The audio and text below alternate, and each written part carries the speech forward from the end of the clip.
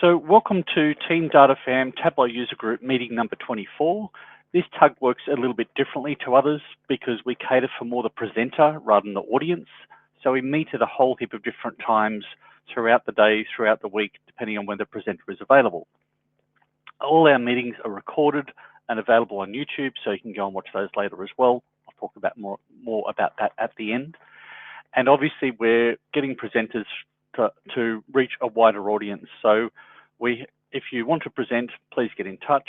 We have a few TC25 presentations coming up over the next few weeks, but we've always got space for more presenters. If you want to present anything, please get in touch at team.datafam@gmail.com. Today we've got Tim presenting Mapping Mischief, a geospatial analysis of Seattle crime, where obviously he's talking about Seattle crime because he lives in that area. We'll look at how he does geospatial analysis in Tableau. So Tim, I'll hand it over to you. Awesome. Thanks for the intro, Chris. So yeah, let me share my screen. So yeah, as Chris said, I'm going to be working on a little demonstration of some work I did before. Sorry, give me 1 second to figure out what screen this is. Okay, great. So yeah, Chris mentioned earlier that I initially presented this 3 months back at the Seattle Tableau User Group. So obviously an analysis of Seattle crime is very relevant to a Seattle Tableau User Group. But some mapping techniques and ideas for how to map both in Tableau and using ancillary tools, I think is hopefully relevant to more than just people who live in Seattle. So yeah, let's talk about analyzing crime and fighting misleading choropleth maps, which everyone knows that those field maps can be a danger. So I'm going to do a little bit of both. So all of this started with a Facebook post in a neighborhood group that I'm a member of. And we'd had a spate of criminal activity in the neighborhood. And we're not in the, I live in a leafy residential area of Seattle. We're by no means a criminal hotspot. But there had been some kind of frightening and startling incidents that occurred. I personally had called 911 to report gunshots fired a block away. So it's, was not a trivial conversation happening. And so frequently in this Facebook neighborhood group, there are people who will kind of spread the word about things that have happened locally. This was one such incident. And in this Facebook thread, one of the admins jumped in and said, one, please remember to be civil when we're talking about this. And then there's a question of how can we get more information about what's happening in our neighborhood? So this admin suggested a couple of online maps and then prompted, does anyone want to take a crack at this themselves? Any GIS geeks want to take over?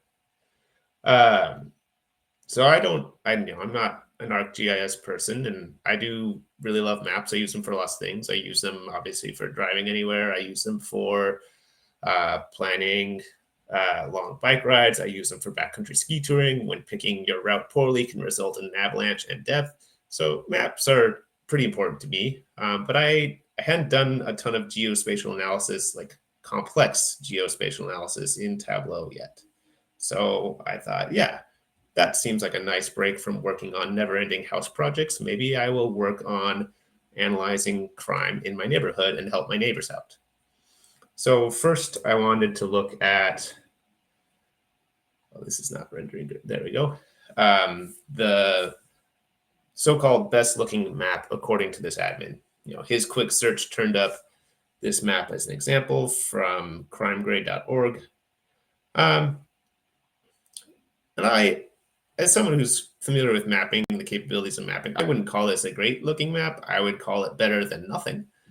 But it's broken down into crimes, A, C, and F. and that in between. There's not anywhere on this website a thorough description of the methodology, or like what does a D- mean. They're all relative terms that we can all understand. For anyone who grew up with the grading scale in the US, we know what these mean, but it's like, how did they quantify this? So there's some like very surface level description of what this means. And there's not really a good way to, if you load the interaction map, to jump in and look at and dig further. So I found this a bit disappointing. I was like, well, I can certainly do better than this, I think. So with that in mind, there's a couple ways. A good place to start for looking for data on this is always with data from Seattle's data portal. We're fortunate that we have a whole data portal dedicated to city-specific data. The address is data.seattle.gov. And you can find a lot of information in there. Pretty much anything you can imagine relating to the city and its goings-on. And there's several data sets about crime in there. So just downloading one of those data sets as a CSV and playing around with it, there's a couple quick ways out of the box without really much more work to visualize crime in Seattle. So one way was just to plot one mark per criminal record with 1% opacity. And that gives us an idea of where these crimes are located. You can see the downtown core here. You can see some of the major arterials like Aurora here, MLK down here. So this is really just confirming what I already know, like from the experience of having lived here my whole life. And it's, it starts to give a picture of where a crime is, but it doesn't really allow me to get very deep. It doesn't allow me to quantify, just like the last one. I'm just visually looking at marks stacked on top of one another, which is like a great way to start. But I'd really like to be able to have some solid metrics so that when I'm talking about this with my neighbors, I can cite facts and figures, not just say, well, I stacked a bunch of 1% opacity marks and it looked like this. Another option would be to round the latitude and longitude to 2 decimal places. This starts to aggregate spatially where crimes are occurring. And since Seattle's a relatively small area, we can pretty much flatten out that curve of the earth and just round lat long to get something that starts to tell us where there's more crimes concentrated, still downtown, as well as kind of like the University District area. But yeah, we still have this kind of precision issue where it's like, well, how do we get more precise? How do we, get a precision that we want? How do we make this kind of stitch together in a way that's easy to navigate and understand? So this one doesn't really do it for me either. And then another out-of-the-box option would be to use a density mark type. So in this one, we actually start to see a better idea of hotspots.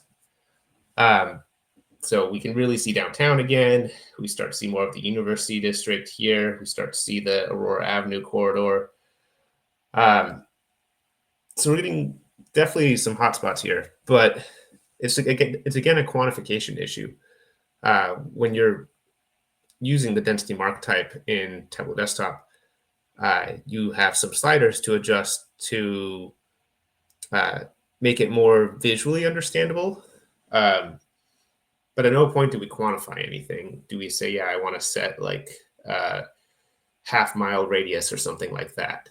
It's just visual, which is great for like a quick exploration, but it's not really something like we could publish like a research article or even like a story in the Seattle Times about a methodology. We can't just say, well, we slid the slider to the right until it looked good.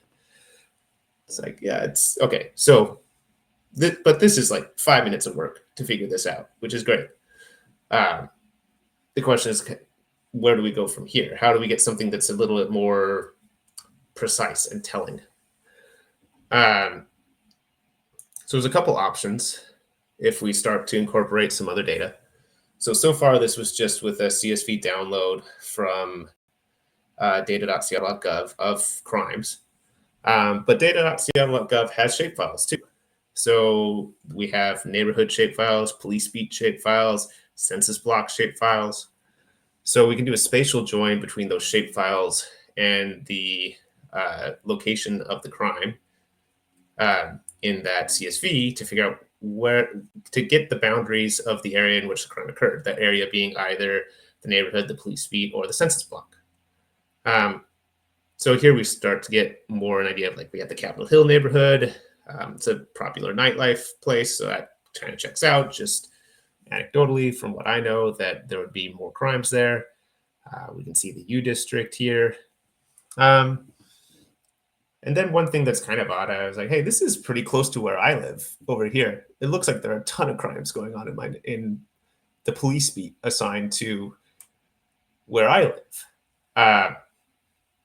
But an area with a greater, a shape file with a greater land area will probably have more crimes occurring in it. This is not normalized for land mass, population, anything.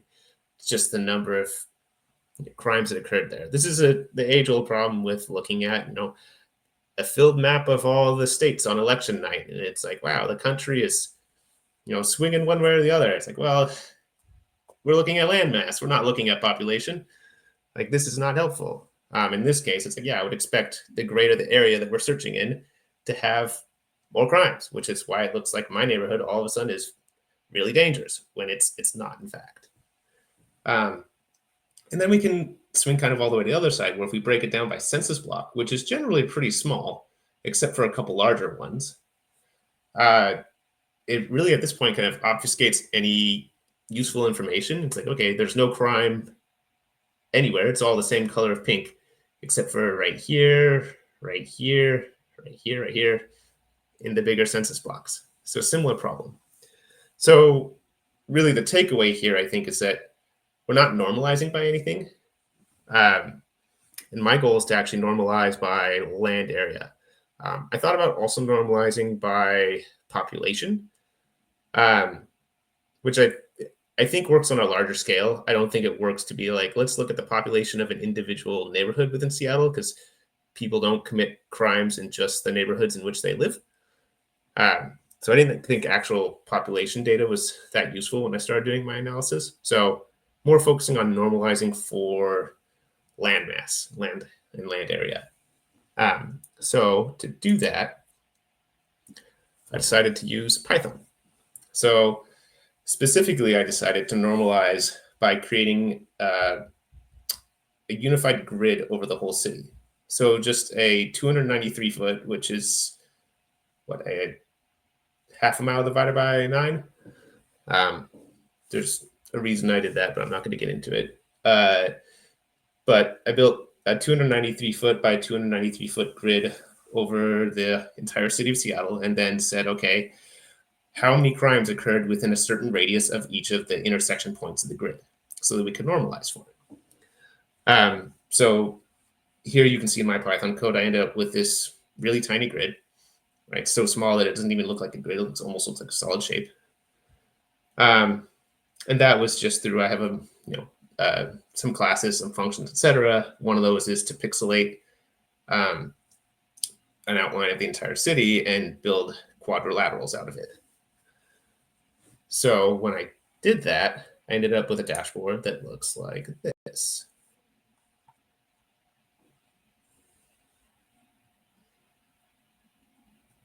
I guess I could have preloaded this, but I didn't.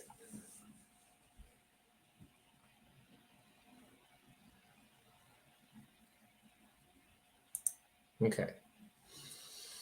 So in this dashboard, now I can really see some hotspots, and they're all normalized for the same area. So there's clearly that downtown hotspot that we kept seeing everywhere else. We see that more Capitol Hill hotspot with the nightlife.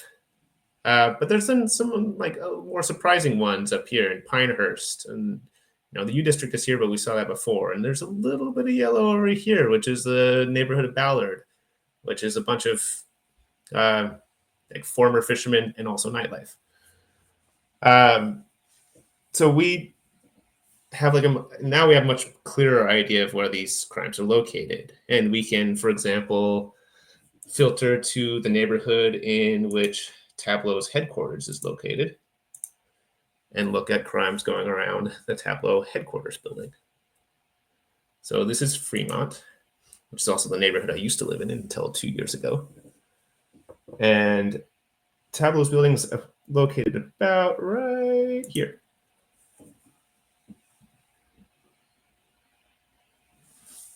So now we can see the individual crimes, or not the individual, but it's a half block by half block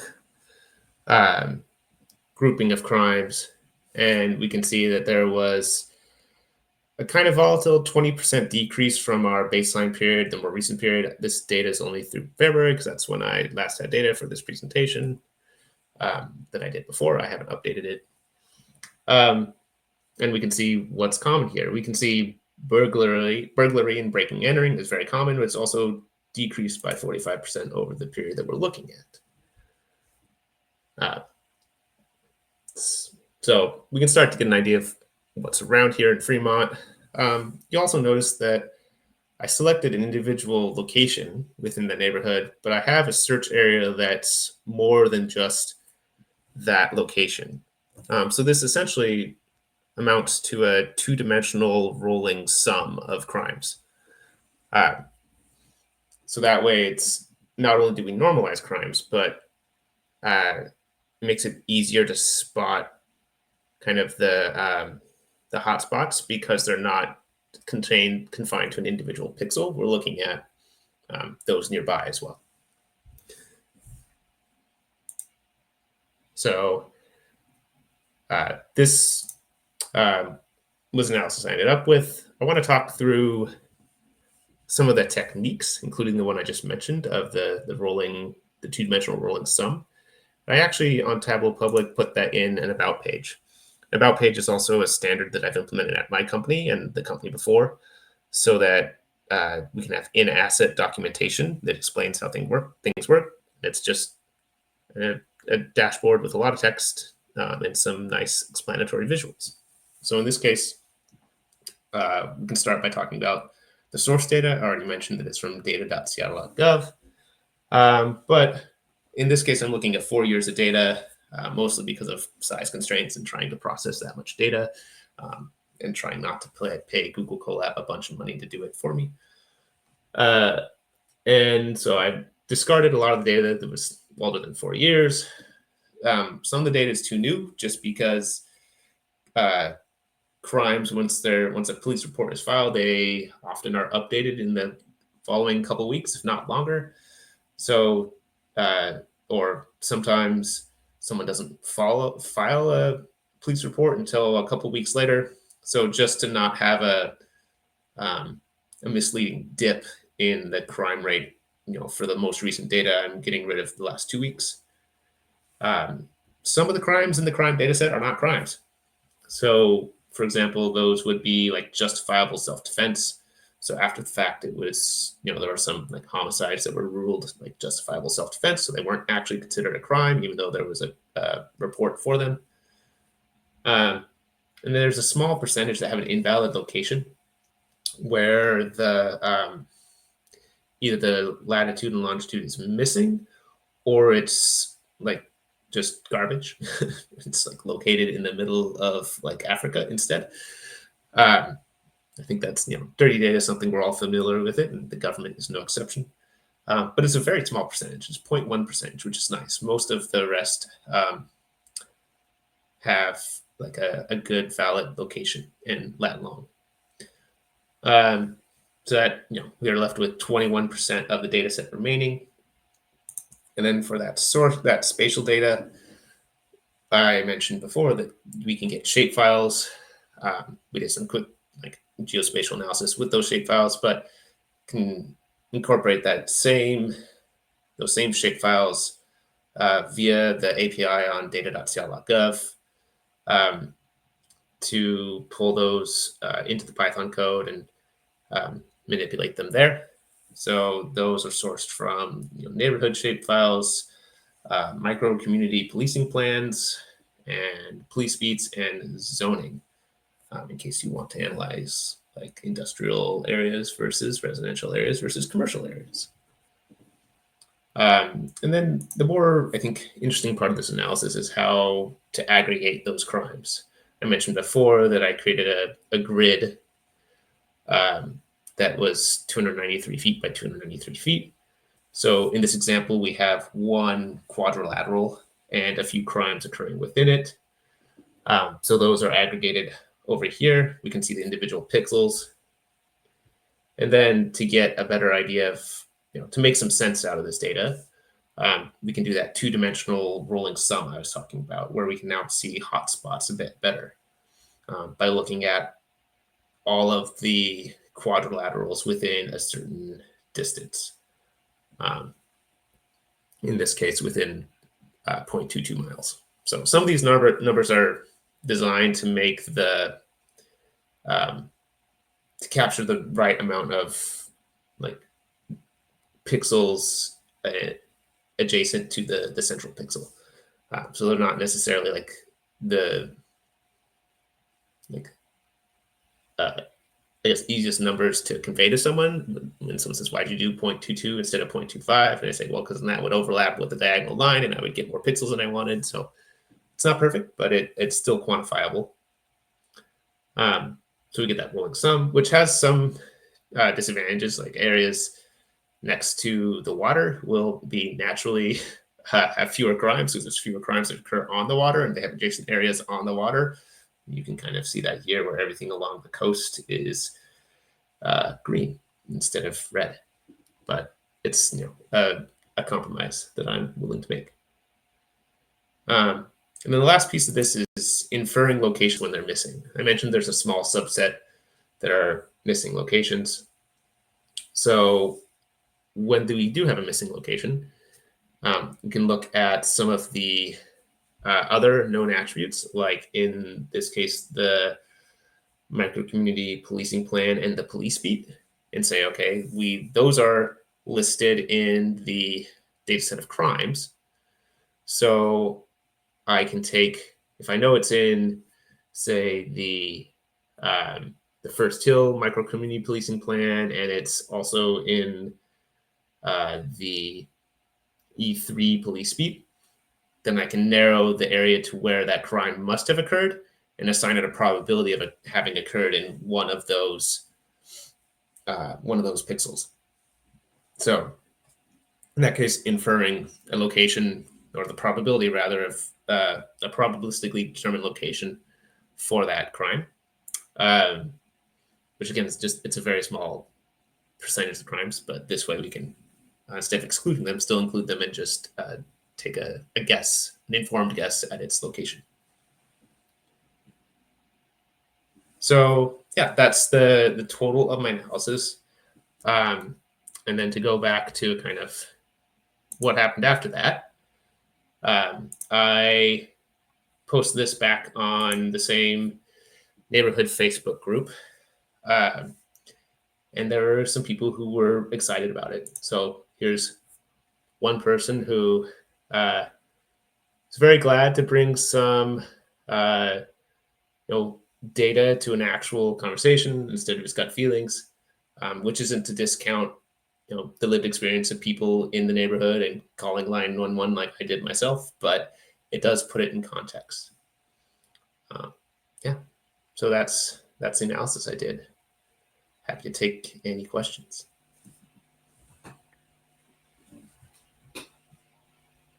Celia, I don't know if you want to come off mute and ask your question, or if I do it for you.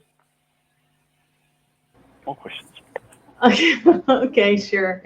Hi, this is great. Thank you very much. It's very exciting to see. I missed you at TC25, so I'm glad to catch you on the backside here. Thanks to Chris. And I just think that the 45% decrease is really notable, and wanted to know, and I know I probably should just download your workbook and do it myself, but if you exclude the time that was for quarantine, what is the I'll be curious to see what the trend is, because it feels like most of our big cities. I work in San Francisco a fair amount, and Austin is big, not that as nearly as big, but we all had some behaviors that were outliers during that time, born out of different needs and all. So I'm just curious about that.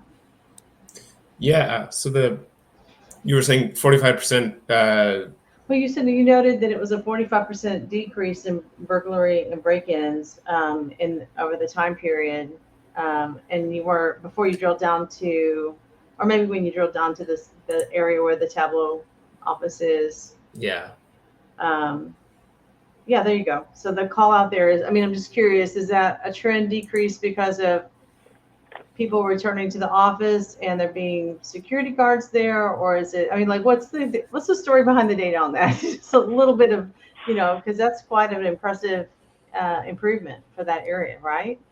Yeah. And I think, I'm not going to assign causality, but Sure. it's worth noting that as we drill into these like smaller areas, that we don't have a huge data set anymore. We're looking at like 0.3 reports per day. Okay. So there's going to, take it with a grain of salt. Sure. So I think the city level trends or neighborhood level trends are definitely more helpful than what effectively amounts to like a very small area. Except for if people are like returning to work there, and that could be really encouraging, or considering renting an office in that space. I think that they might want to use a tool like this to do such a thing. And then just to see the outlier of that time frame, since it was such a notable exception in American history of what happened in our cities, I think that quarantine should be kind of set aside as an outlier, right? Yeah. And I think, Seattle itself has pivoted away from some of the news making headlines we had during the pandemic with like the Capitol Hill Autonomous Zone and all this other stuff. We've pivoted back towards we should have laws and enforce them. So I think you might be seeing some of the reaction to people perceived a real sense of lawlessness during the pandemic. Sure. But it could also be just there's less opportunity because there are just more people in the area because people are going back to work in offices. Yeah, right, that's correct. Yeah, absolutely. And I just want to compliment your explanation on inference. I do a lot of it training, and that's got to be one of the most clear explanations I've seen in a long time on how you got to the data as opposed to just exclude it. And you have, I mean, especially since you have actual reported data that you're talking about there, and just missing the location information. That's a great way to derive it versus toss it or something else. So just wanted to say thank you for that. Yeah, thank you for the compliment. Yeah, and I think that it also, to reiterate, like I guess it reinforces the value of an about page, not only for something like this, but for anything business related, to have kind of the visual explanation of, in this case, inference and how we could determine, the probability of where a crime might have been located on a micro level. Mm-hmm. Yeah, I actually believe that when someone takes the time to go ahead and document the exceptions or the data cleaning methods, that it actually improves the trustworthiness of the analysis that they've offered up until that point. So, yeah, absolutely. Thank you. Yeah. I'll cut in while you're on that page. So on the map on the left, you've got that little red box called selected location, and then obviously that larger part around it. Did you use like a buffer function or something to do that? Yeah, that's exactly what I did. So in my Python code, and you can do, there's a lot of overlap between what's possible in Python and Tableau. Not 100% obviously, but in Python, I used a buffer function to create a search area, and then I used that to basically do a self join on the centroid of, or I guess the the latitude longitude of the crime located within the search area to get, not a self join. Used a buffer on the grid.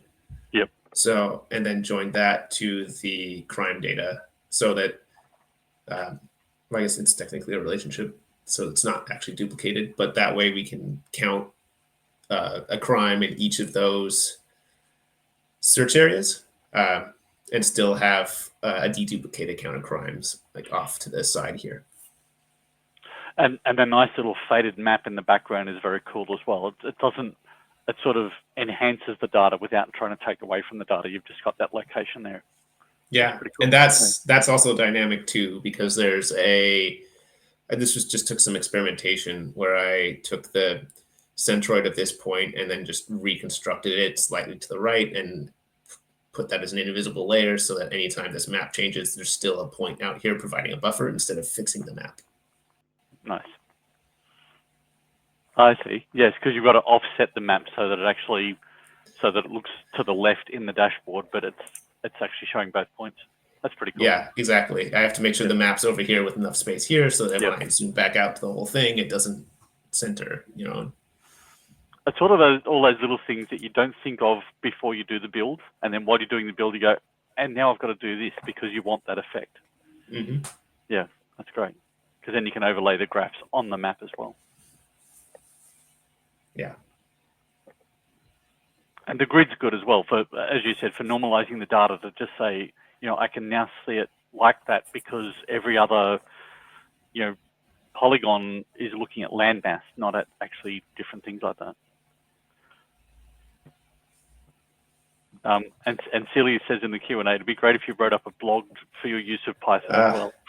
Yeah, I have so many blog posts I've been meaning to write.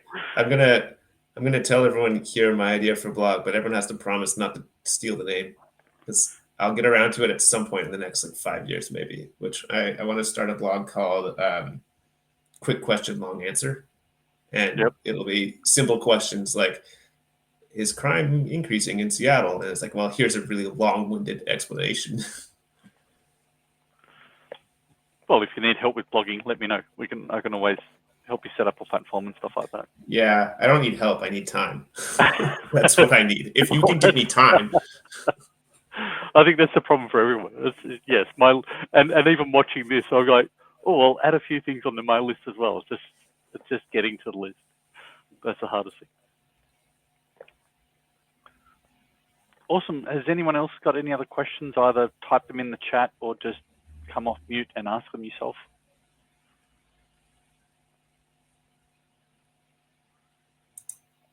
No? Okay. If that's it, Tim, if you can stop sharing, then I'll start sharing again. All right.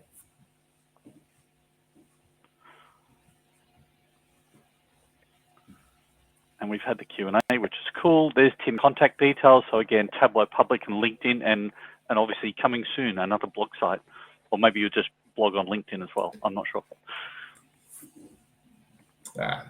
Probably not. I'm not very active. I'm not very active on LinkedIn That's cool. There's other places to go, so it's easy. And there's no other questions I can see. Everyone's saying, yes, it was amazing, the same as what I was saying. It's just a good way to, interesting and new way of looking at that stuff. So not actually using other spatial things you can find, but normalizing it over that grid, which is good. Okay, next section is just fast 5 questions, quick answers, personal questions. There's no right or wrong answer at all. It's more just your personal preference. If they're too hard, pass, but they're never really hard questions at all. So the first question is, what's your first thing you notice when you're looking at someone else's dashboard? Ooh. That is a good question. I generally like the balance between white space and clutter. And I think that's something I try very hard to achieve. I'm not even sure that this dashboard that I made achieved it, but I tried to find a balance by overlaying the charts on top of the map so that it wasn't a bunch of individual boxes or anything like that. But I think, yeah, definitely the overall sense of tidiness to it. Yep, perfect. Easy. And number 2, what's the one thing you wish more people understood about working with Tableau? Oh, that you can do a lot of cool, crazy things with Tableau, and you can do like very cool workarounds with polygons, curving lines, etc. Don't do it at work. Why? Because it's too... You have, there's a time and place for like pushing individual skills forward and building an amazing thing that's a showstopper that other people are going to ogle at. And it's my firm opinion that that is not at work, because at work you need to build dashboards that are easily supportable by others on your team if you're not available to support it yourself. And going from more of like the simplistic, the simple yet elegant approach, and not trying to force the Tableau to do all those crazy things that it doesn't do readily out of the box. I know it's super appealing to try and build your custom Sankey charts and other stuff, but it's like, well, we can instead do something that will convey that information visually, just as well, but it will take 3 clicks instead of 2 hours of padding and other stuff. And also that other person who's going to maintain your dashboard is you in 6 months' time as well, when you've forgotten all those crazy tricks or what you had to do at the time. Yeah. And this is something I realized after in my last role, when I was managing the business intelligence program at a local insurer here in Seattle. And I built basically an org chart of all our Tableau content to start with high level sites, projects, workbooks, etc. Very org chart style, very useful, but the amount of table calcs and custom queries to get that to happen is a lot. It's when I left that role, I realized that's going to be hard for someone else to support. So thinking ahead to making either your life easy in the future when you have to make a change, or making whoever maintains your dashboards in the future easy. Yep, perfect. Okay, number 3, what's your personal approach to choosing colors for a new viz? I think first of all, just not overdoing color, making sure color has meaning that's very clear. And one of the ways to do that is not by using 5 different colors for different things within the viz.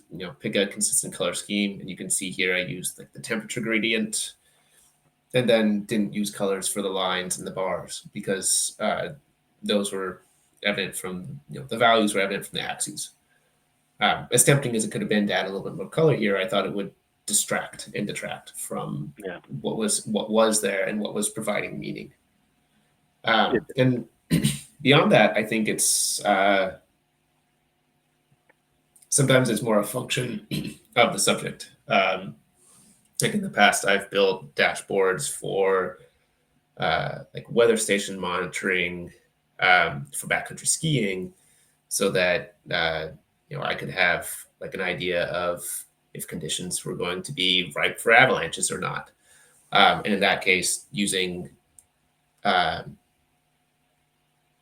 colors that are common in the Northwest Avalanche Center's approach to conveying avalanche risk, so that I'm in lockstep with their standard, was important to me, because that is something that my friends and I are familiar with. So when we look at my dashboard, we can see that it's aligning, and that color is already encoded into our head from the Northwest Avalanche Center's use of it.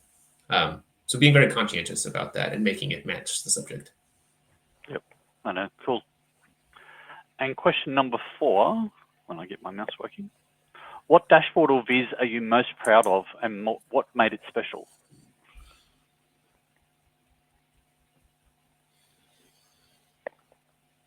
Ooh, interesting. Most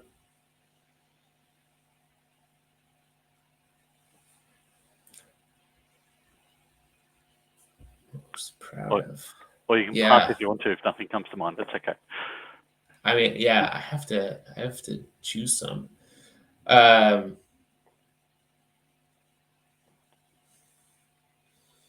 I think so. I mentioned before I built an org chart from like our Tableau server data. That I guess the first ever org chart I built, I'm pretty proud of because that was a lot of work to figure out how to connect all the lines and do the levels. It was the first time I federated databases from a different location. It was the first time I built like an SSIS package. It was a lot just to get the data in a way that I need to build an org chart.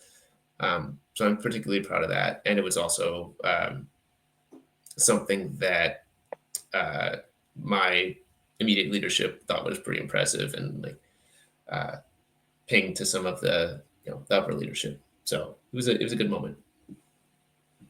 Sounds good. And the last question is, what's a Tableau trick or shortcut you wish you had learned sooner?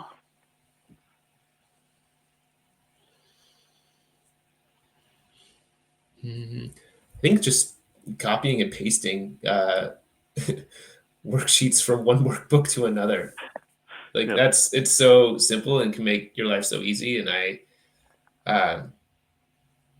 think I didn't learn that until maybe a year into working with Tableau. I was like, oh my god, that's so helpful. That's cool. Awesome. Thanks for that. That's the 5. That's easy. So our next tug meeting is Robin talking about normalizations in Tableau. That's basically not this time next week, this time in the week, and then add 12 hours because obviously he's in the UK. So the US has got some pretty poor times, obviously. It was good for this session. It's not good for the next week's session. But join if you want to. Use the QR code or just go through the website. And all our presentations, a lot of other online tugs recordings are all available on YouTube, or you can just listen to them on the Spotify or Apple podcast as well. Sometimes you're out and about, you can't watch YouTube. Just listen to the audio podcast and catch up with YouTube later on. And obviously email me at team.datafam@gmail.com if you have any questions, if you want to present, etc. So again, thanks Tim for your time. Usually some people come off mute now and talk, but again, before people disappear, thank you, that was great. I think I got a lot out of it, and I know a lot of other people got a lot out of that as well. Thank you. Yeah, thank you for having me. Not a problem at all. And this is the cue for people to either unmute or that's the end. I don't know.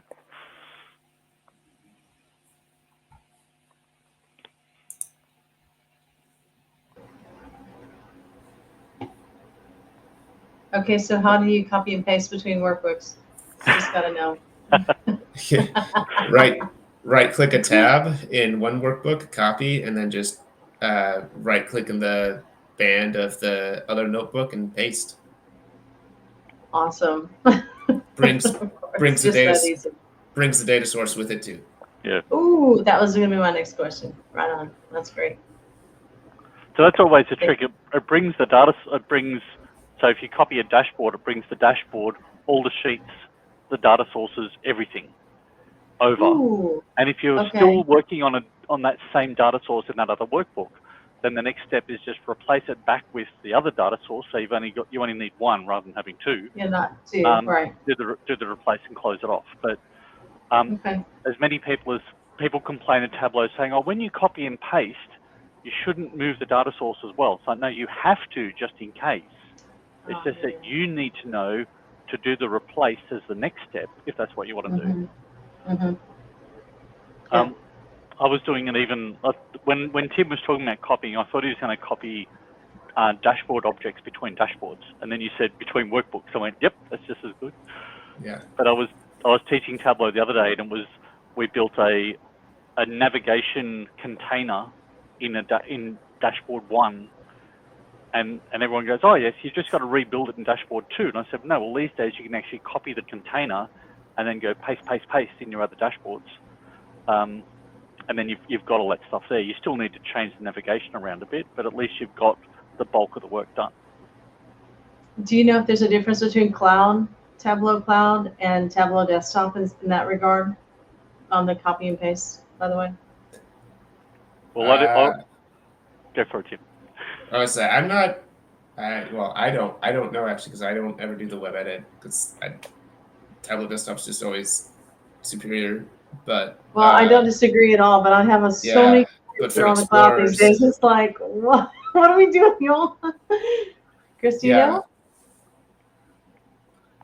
So the copy and pasting different dashboard objects, I think, works in cloud.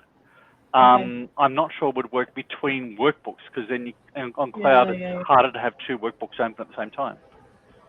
Try it and see. Well, that's a good point. Yeah. But yeah, always install desktop and use that. It's still better in my opinion. It's definitely faster. Right.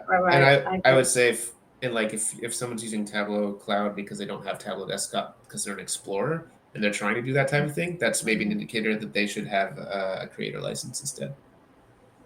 Yeah. Yep. Time for an upgrade. Okay. Well, thank you guys. Awesome. Okay. Thanks for your time. There's one last thing in the chat, which is just Anne jumping off. Okay. Thanks a lot. Thanks, Tim. This recording will be online soon, so I'll let you know when it's on there. All right. Sounds good. Thanks, everyone. Okay. Bye. Thanks a lot. See ya. Bye.